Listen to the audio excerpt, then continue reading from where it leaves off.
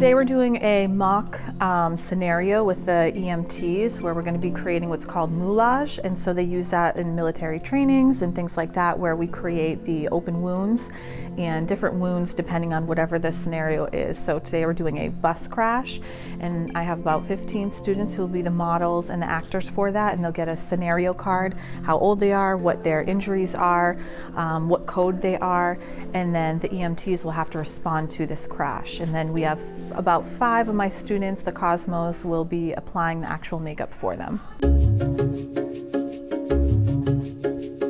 What it takes is to understand actually the different skin layers and how old or new or fresh a wound might be and what that actually looks like. So if there's bruising, then you might have to look up and search what does a hour bruise look like, or a 14-day bruise look like, or you really have to do your research as far as how the skin is healing or not healing, and what an infection might be, or the different layers of the skin, how deep that cut or laceration is going.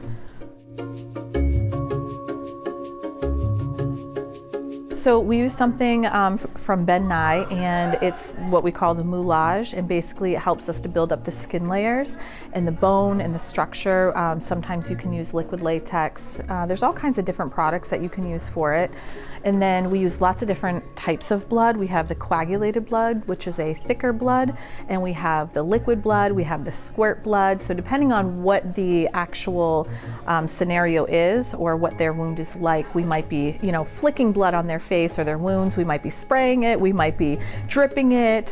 So there's lots of ways we can take the blood as far as wherever the wound might be and how old or fresh.